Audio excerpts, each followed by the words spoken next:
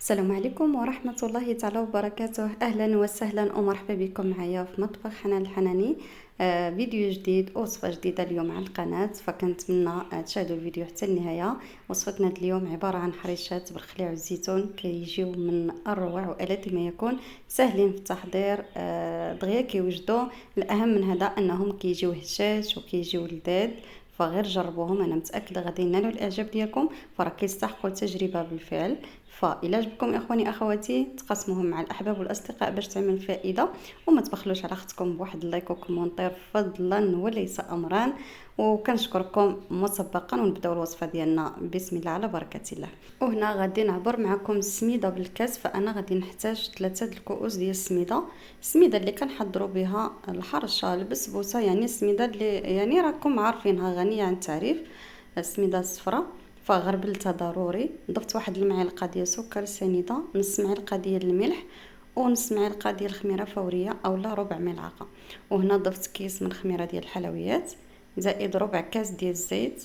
ما نكثروش الزيت حيت غادي نستعملوا الخليع تيكون فيه لدام، فمن الافضل انكم ما تكثروش الزيت بزاف. خلطت الخليط هذوك النواشف في المره الاولى، من بعد ضفت الزيت وكنحاول نبسبس الخليط جيدا.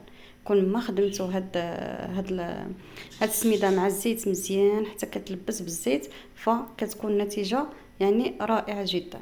فهنا من بعد ما بسبست السميده، فغادي نضيف واحد 2 معالق ديال الخليع.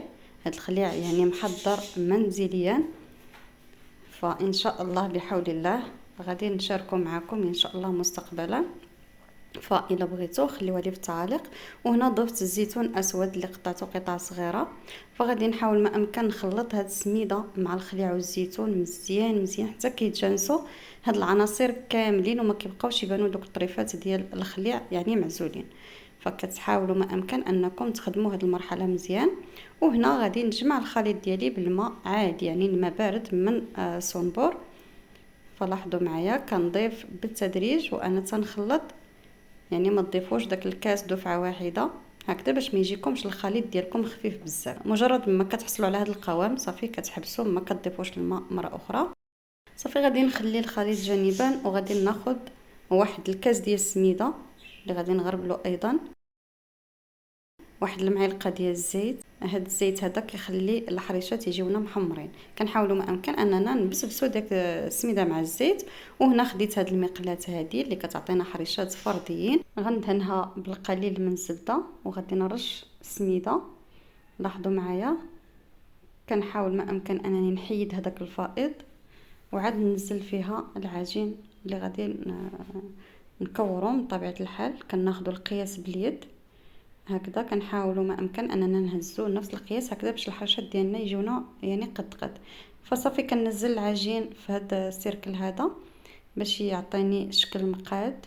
نتوما الا بغيتو تنزلوهم مباشره، فاصلا هاد المقلاه هذه كتعطينا حريشات اللي هما مقادين، مع دوك الحفيرات كيجيو حريشات مقادين. واخا ما تستعملوش هاد السيركل هذا صافي. لاحظوا معايا الطريقه راها سهله جدا، غير هي من الافضل اننا نبقاو نهزو نفس القياس باش هكذا ما تجيناش وحده غليظه وحده رقيقه. لاحظوا معايا، وضروري ما ندردروا القليل من السميده في الوجه ديالهم. صافي هنا نزلت هاد المقله هذه فوق النار، يعني على النار اللي كتكون متوسطه، خليتهم كيطيبوا. ودابا غادي نحضر دفعه اخرى، غير انا غادي نوجدهم هنا عاد من بعد ننزلهم في المقله الثقيله، يعني المقله العاديه. صافي كيف ما لاحظتوا معايا ملي كننزلوهم هنا فوق سطح العمل اولا فوق هاد القطعه هذه، ضروري ما ندردروا السميده هكذا باش ملي نبغيو نهزوهم ما يلصقوش معانا. لاحظوا معايا كنقادوهم بهذا السيركل هذا باش كيجي الشكل ديالهم يعني مقاد من جميع الجوانب.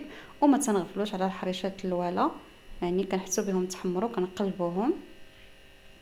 لاحظوا معايا كيجي فيهم واحد اللون ذهبي، يعني ما تغفلوش عليهم، مع سكر ولدام دغيا كيتحمروا. صافي كنستمر انا بنفس الطريقه يعني وبنفس الكيفيه حتى غادي نشكل واحد العدد. لاحظوا معايا انا كنستعين غير بالمعلقه، فهاد السيركل هذا خديته بلا داك القرص اللي تيكون من الفوق اللي تنقرصوا به الحريشات.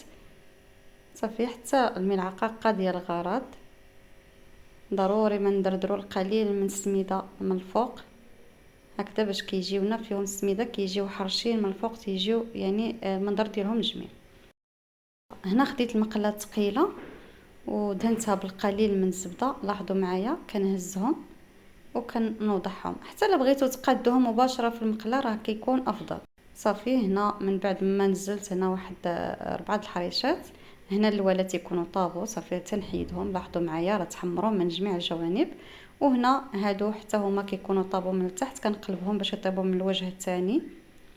لاحظوا معايا فاستعملت 2 مقلات صراحه دغيا، يعني طيبتهم ما خداوش مني وقت طويل نهائيا حتى هادو تحمروا حيدتهم وحطيت الدفعه الاخيره. فهنا اخواني اخواتي كنكون كملت بالطياب. هذه هي الكميه اللي حصلت عليها ب3 الكؤوس ديال السميده، ما شاء الله 12 الحريشه، فيعني كميه اللي ما شاء الله كثيره. هنا اخواني اخواتي كان هذا هو الشكل ديالهم من بعد ما طيبتهم، كيجيو محمرين، كيجيو صراحه روعه. لاحظوا معايا اللوين ديالهم كيجيو غزالين ما شاء الله. انا متاكده الا جربتهم غادي ينالوا الاعجاب ديالكم. فحريشات في الحقيقه كيستحقوا التجربه ودغيا كيوجدوا معنا. والاهم من هذا اخواني اخواتي كيجيو لذاذ وكيجيو هشاش بزاف. فغادي نرافق معاهم زيت الزيتون. كيف ما كتلاحظوا معايا زيت الزيتون كيتواتى معاهم بزاف، وانتم رافقوا معاهم اي حاجه كتفضلوها. فكان هذا هو الشكل ديالهم من بعد ما قدمتهم. ودابا غادي نقسم معكم وحيده لمصداقيه الوصفه.